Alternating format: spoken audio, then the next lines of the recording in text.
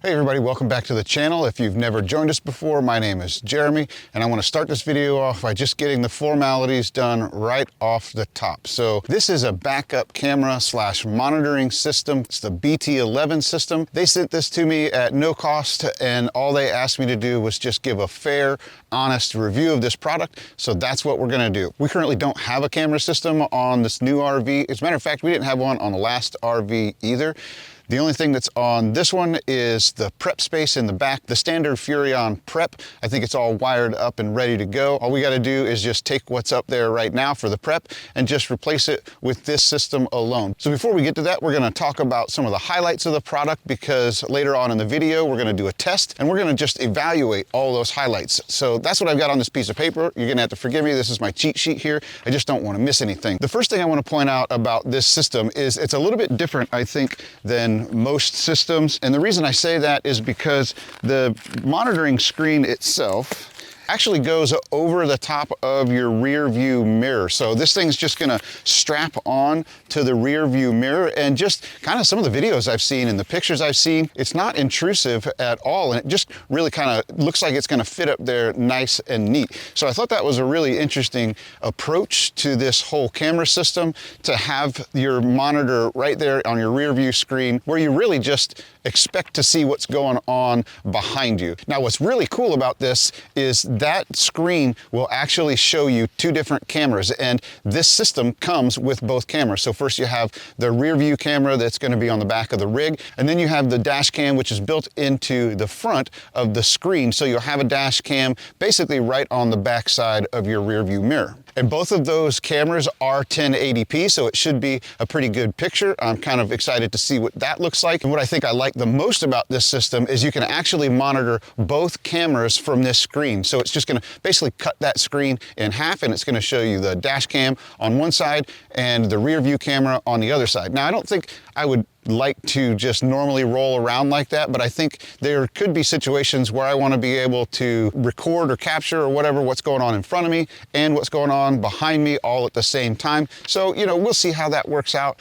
Like I said, I can see some uses for that. I just don't think it's something that we'll use all the time. But, you know, who knows? We'll see. The next feature here is that this thing also has built-in GPS, so it's going to be monitoring the status or the movement of your vehicle at all times. And that's going to come in here in just a few minutes when I talk about the blind spot detection that this unit also has. So I'll come back to that GPS here in just a minute. It also has a sensor that will detect if you're in any kind of collision, and that's much like a lot of the top-end dash cams that will basically just save whatever recording it's on at that time if you get into some sort of an accident. That way you've got footage of what happened in case you need it later for the insurance companies or whatever you might need that for. So that's kind of a neat feature as well that I wasn't expecting with this camera. So another really cool feature that this thing has is it's got a blind spot detection system. Now, many of us already have those on our tow vehicles, but obviously when we're towing, especially a long camper like this,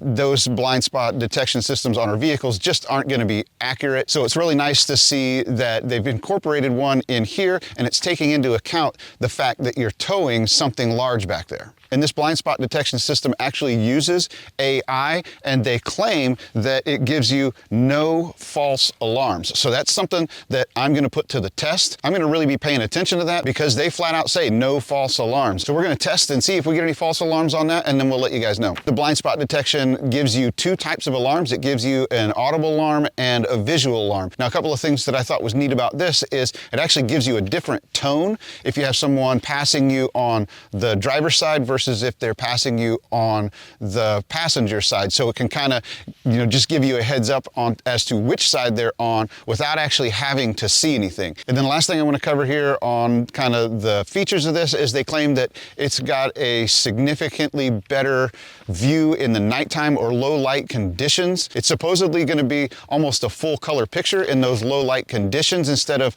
kind of that grainy black and white view that you get on most cameras when it's dark outside. All right, so now that we're through that, I've got really three more parts of this video. We're going to go through the installation of it, we're going to go through the setup of the whole system, and then once we get back on the road, we are going to test the system as we drive down the road. But for now, let's just focus on the installation. I don't think this is going to be terribly difficult because I've already got all the prep back there, but I think the footprint of the camera is going to be a little bit different, so I got to kind of figure out how that's going to work. Other than that, this installation should go fairly smoothly. All right, so the first thing we got to do here obviously is to remove the prep that's up here. This is for the stock Furrion camera that goes in here. This is not a Furrion camera, so we're gonna have to remove this here and see what we've got back behind there. I hope that I don't have to do any splicing here. Don't know what the connections look like, but that's what I'm gonna find out here by just pulling this off.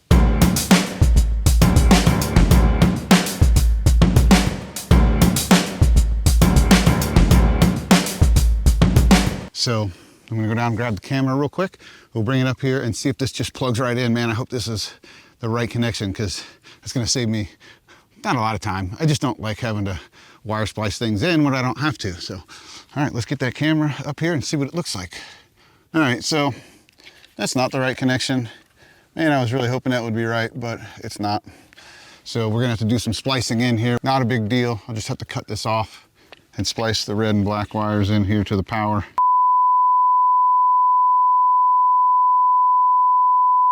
So as you can likely see here, I am not wearing the same clothes I was in the last video clip. And that's because yesterday was not a good filming day for up here this high. I was a sole camera operator and the weather just wasn't working out. It was a little too windy. And so I wasn't able to get the rest of that installation done. But here's the thing, guys, this thing was still super easy to install. I think where I left off here was where the connector on the camera and the connector on what was pre-wired up here on my RV, they didn't match. So what that meant was I just simply had to cut that connector off of the RV side of this so that I could get to the black and white wires. I stripped the black and white wires away, and then all I had to do was connect them to the black and white wires of the camera, and that was all I had to do. It was a super simple job. I just used a couple of little butt connectors to connect those wires together, and then I just got this thing mounted and installed up here. So because that was so easy, I'm not gonna go back and pull this thing off and show you what that looks like in there because it was just, there was nothing to it. So this thing is pretty much in place where it's gonna be. So what we're gonna do now is we're gonna move on to the cab of the truck and we're gonna get everything installed up there. We're gonna turn the monitor on, see what we got, see what this looks like, and we'll just take it from there.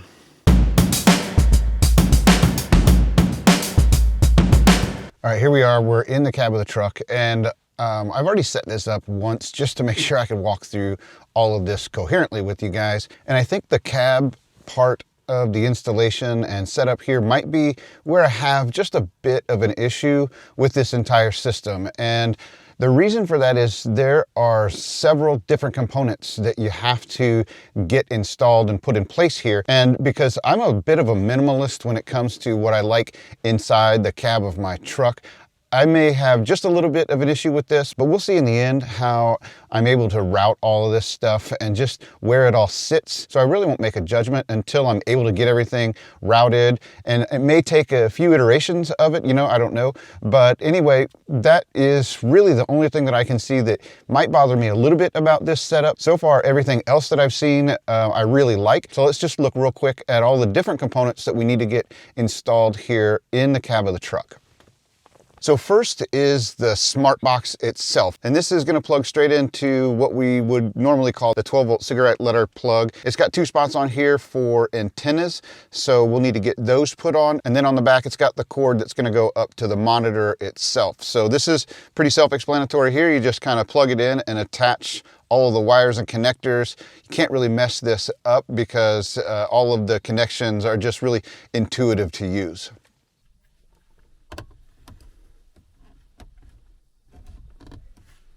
All right, nothing terribly difficult about that. So now let's move on to the next piece that's kind of in that line between that smart hub and the monitor itself. And that first piece in that line is going to be this power filter. So there's no way to really mess this up in connecting it. The two ends, it's a male and female on either end. So it's pretty obvious which way this has to go. The next piece is just simply the long cord that's going to take you from that power filter all the way up to the next component. And I'm not going to mount this permanently at this point. I'm just going to kind of get everything set up so that I can show you guys how all of this works.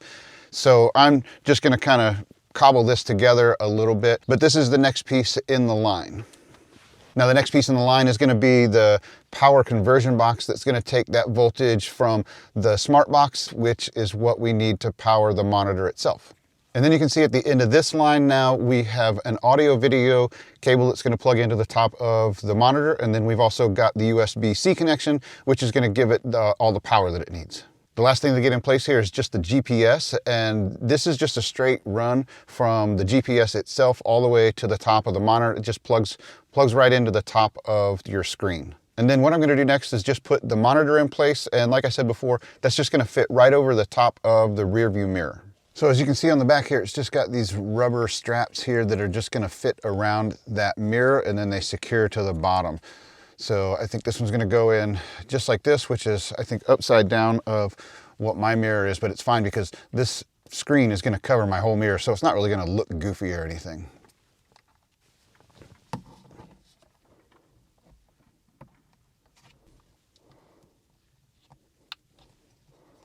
Now that we've got everything kind of physically set up in here, we need to take a look at how to, turn this thing on and see what kind of options and stuff there are in there real quick. I'm not going to go deep into any of this. I just want to point out how to do certain things. So the first thing we need to do is get the headlights on in the truck, because that's what's going to turn on the running lights for the RV, and that's where we're getting our power for the camera. So I've already got those headlights turned on. The next thing we need to do here is just push the power button on the smart box itself. So we're going to push that button, and then we'll see that we have a green light that comes on there to let us know that that's gone from standby to on. Next, we need to get the monitor on. So there's a power button right on the bottom of it. Just kind of push that and it should start right up. Here we go. Okay, so now we're looking at the rear view here. Some basic things to point out about the initial screen here is we've got the date and time up here in this corner. It's a little hard to see because it's bright on that side of the screen. And it also has our speed in miles per hour. I'm sure you can change the units on that somewhere in the settings. And then up here in the upper left-hand corner, we've kind of got some duplicate data, which is the date and the time. And then we can see that the little red dot is telling us that we are recording. Now, to get to everything else, all the other settings, you swipe up from the bottom, and this button here is your main settings button. And it just brings you to a screen where you can adjust all the settings for both your camera, and then it looks like some general settings, including setting that date and time. So all your general settings are going to be in here. The next thing I'll point out here is there's just a mute button for the microphone. It will record audio if you want it to. This button over here all the way on the right is going to switch through different views on the camera, so you can just keep hitting it until you get to the view that you want. Again, you may want different views for different situations. Over here on the left, this will get you to basically all of your footage, and so you can just pick whichever you want. Just tap on it and then you can play that footage. And then the last thing I'll point out here is the blind spot detection button. And I'm not going to hit that button, but what that does is that'll take you through the calibration process to calibrate the blind spot detection system itself. You kind of have to be on the road to do that. So I'm not going to walk through that right now, but we will get to that in the next segment of this video, which is going to be the actual operational test of the whole system. All right, so I'm gonna kind of wrap this part of it up inside of the cab. And again, the only thing I don't really like so far about this system is just kind of all of the components that we have to get mounted everywhere. But again, I might be able to get those cords all routed in a way that I like. So I'm just gonna kind of give that one some time. I'll probably have a couple of different iterations of how I route things. But when I get that set up that I really like, I'll give you guys an update on what that looks like, at least in this truck. All right, again, so I'm going to wrap this part up inside of the cab. Next is going to be the operational test on the road, and we will see you then. The initial drive test did not go well on this, and I'm hoping it's just because we didn't have the right antenna installed. In the original box with this, there were two antennas. There was one that just connects directly to the camera, so it's just a short little 5 or 6 inch antenna. And then there was a second antenna. It was kind of an extension that has probably a 3 or 4 foot extension cable on it. And so I tried both of those on the way home. So we drove for about 2 hours or so with just that short antenna, and it wasn't working out. When we stopped to get gas, I crawled up here on the roof. I installed the other antenna with the extension cable, but it's still not working out real good because that cable's just not long enough to get the antenna far enough forward on the rig. And as you can see here, I've just got it a little bit jerry-rigged up because I couldn't get the adhesive to stick to the roof very well, and I was kind of in a hurry and it was a little warm. I was on the roof. all that good stuff, right? So it's just a little bit jerry-rigged. So I reached out to Haloview, and they were nice enough to pay for a longer extension for this antenna. So we're gonna get that thing installed way up there somewhere. Not sure exactly how I'm gonna route it yet, but we'll figure this out. So that's what we're gonna do this morning, and hopefully when we get out there on the road again, we can get a good test done of the camera inside of the truck and let you guys see how this thing performs out there on the road.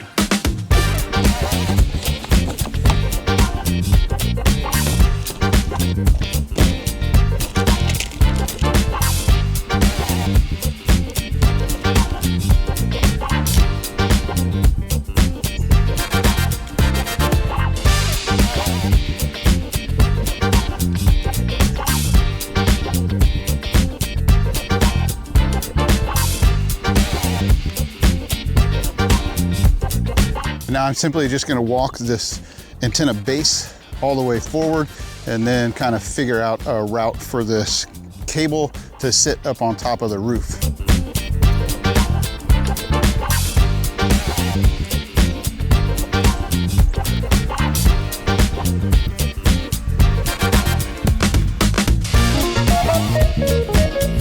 What I think I'm going to do now is take this back to the other end and route this up underneath of all the solar panels on the other side. That way this cord is mostly out of the way, and it's not a trip hazard or something that I'm going to be just stepping on all the time when I'm up here working.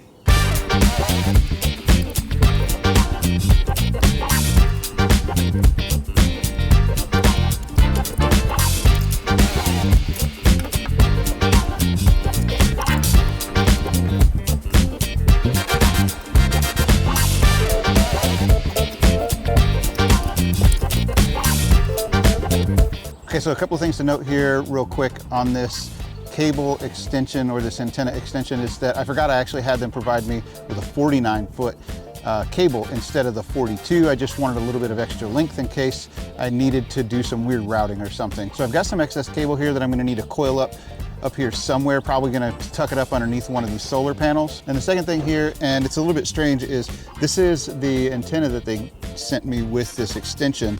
And when you look at the product page, it says that it's adjustable to 90 degrees. Well, I mean, this is a 90-degree elbow down here, but it's actually adjustable 360, but the picture shows that it's adjustable 90 degrees, this way. So what I mean by that is when this is on here, their picture shows that I should be able to rotate it up like this, which obviously I can't. This is a solid piece down here, this 90-degree bend. So I'm not gonna be able to bend it up that way, and I don't want it sitting flush on the roof like this because I don't think that's going to do any good. So what I'm going to do here, at least for now, is I'm going to actually just mount this to the side of this air conditioning unit here to the cover, and that way I can get this thing straight up and down like this.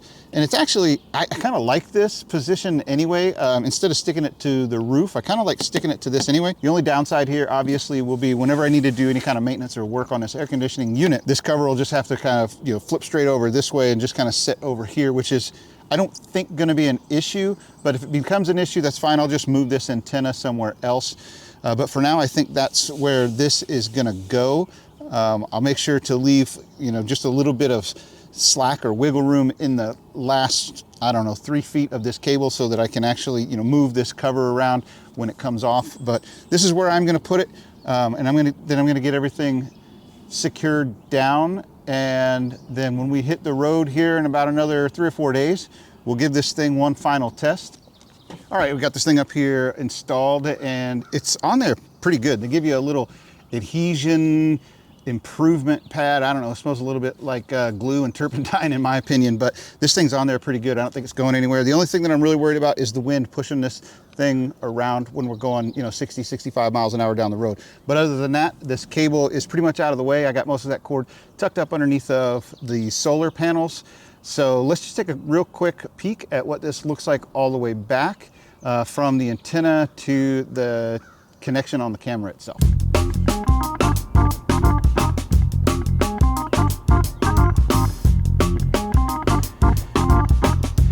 And they do give you these little straps or clips that they just stick right to the top of the RV and they hold that cable in place.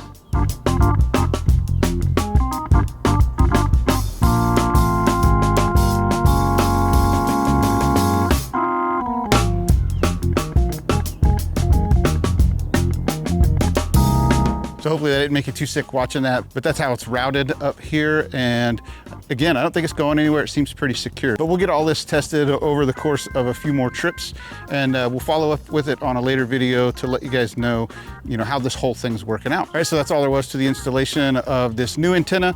I think the hardest part of this was really just routing that cable and just getting it tucked up out of the way, secured to the top of the RV so it's not flopping around all over the place. So we'll give this new antenna probably a couple of trips to see how it's going to work out. I don't know. And then we'll give you guys all an update in probably a future video. So we're going to move on now to the testing of it on the road, and we'll see what this thing looks like. Hopefully we get a much better and a much improved picture on the screen in the cab.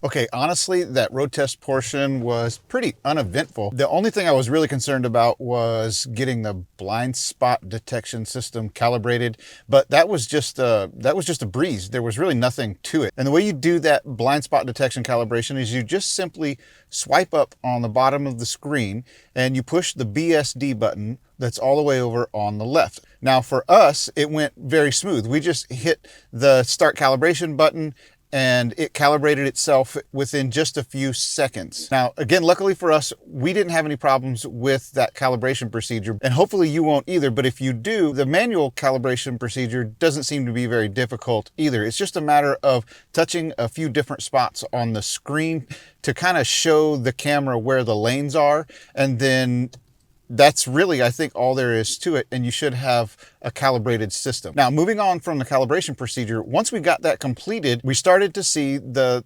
indications on the screen for when the vehicles are coming up on our left and right hand side. So as you can see here, when someone comes up on the passenger side, it's more of a high-pitched beeping noise, and then on the driver's side, if somebody's coming up on that side, it's more of a low-pitched dinging noise. So it's a very clear indication of which side the passing vehicle is on.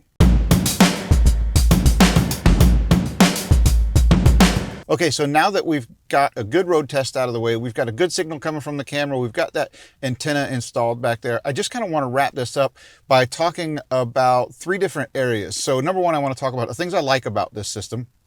I want to talk about the things where I'm just kind of neutral about, and I want to talk about the things that I don't really like about this system. And what I want to do here is I'll talk about what I don't like first, because I want to kind of end this whole thing on a positive note, because I really do like this system. So we'll start with what I don't like first. And there are really only two things that I don't like about this system. So number one is that I feel like the picture coming from the rear camera really just isn't that great. So even with that new antenna installed, it's a little bit pixelated. It's much better than it was before, and it definitely works. I can definitely see the traffic coming up behind me, and it does an okay job with detecting the traffic and giving me that blind spot detection, the audible and visual cues on those. But as far as the picture quality goes, again, it's just a little bit pixelated, and I don't think the colors are very good either. What I noticed is you get the best picture in kind of overcast conditions. When the sun comes out, everything is just really washed out on that rear view camera screen. So that's the first thing I don't like about it. It's not a deal killer for me. I'm still going to continue to use the system because I think when I get to what I like about this system, those outweigh what I don't like. And then the second thing I didn't like about all this was that I had to get that really long antenna cable stretched across the top of my RV. There's really nothing wrong with that cable being up there. I just would rather minimize the things that I've got attached to the roof of my RV. But I will say that once I got that new antenna up there with that longer cable, again, it does greatly improve the video in the cab of the vehicle. So that's really all I don't like about this setup. So what I'll talk about next is kind of what I'm just maybe a little bit indifferent about. And to be honest with you, that's the blind spot detection part of all of this. It works really well, actually. I didn't get any false alerts. And once I got it calibrated, I don't think it actually missed any vehicles coming up behind me either. But the reason I think I'm indifferent to that is because I essentially am constantly on the lookout about who is behind me and where they're at in the different lanes. And I can see those in my truck mirror pretty well. You know, these big trucks have got these really long mirrors that stick out, and we can even extend those. Plus you've got that convex mirror there that really shows you a good view of the lane. Plus I have cameras on the bottoms of those mirrors, so anytime I turn my turn signal on, I get a view outside of my truck of what's down the lane next to me. So I'm just kind of indifferent about the blind spot detection system. I don't think I'll use it, but if that's something that's important to you, the system actually works very well.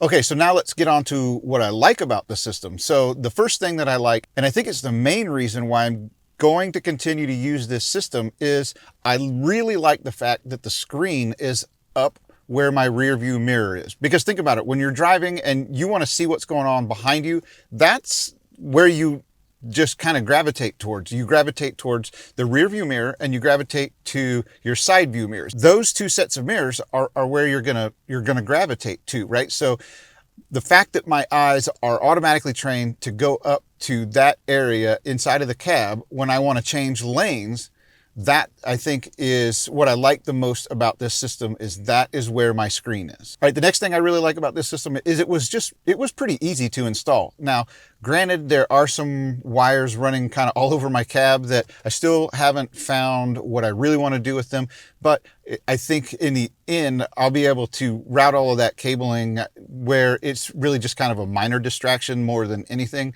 But the camera system itself was super easy to install and get set up inside of the cab of the truck. And then the last thing that I like about it is that you get two cameras in one. So you get the rear view camera and then you get the front facing camera. And the front facing camera actually has a really good picture, in my opinion. It was a lot better than I expected. Obviously, because it's not a wireless system, the picture on that one is quite a bit better. So I like the fact that when you get this system, you get that rear facing camera and you get the front facing camera kind of all as one package. So overall, I really do like this system. I'm going to continue to use it. I knew that at some point I wanted to get a monitoring system, you know, a backup camera or something so that I could see what's going on behind me. Mostly I like to use that when I'm driving down the road. When I'm backing into a spot, I don't rely on those cameras at all, but I really wanted something so that I could see what's going on behind me when we're driving down the road. So I've got a good system in place now. I'm really glad that Haloview reached out to us about this product, and I don't feel like I need to be out there looking for any other kind of backup camera. So that's kind of my overall thoughts on this. I hope this video was helpful to you guys. I hope you got something out of it. Again, as always, if you did, make sure you hit that like button down there. Make sure you hit that subscribe button. And then most importantly, make sure you hit that bell button so that you get notified of all of our future videos. And as always, happy camping and stay safe out there, guys.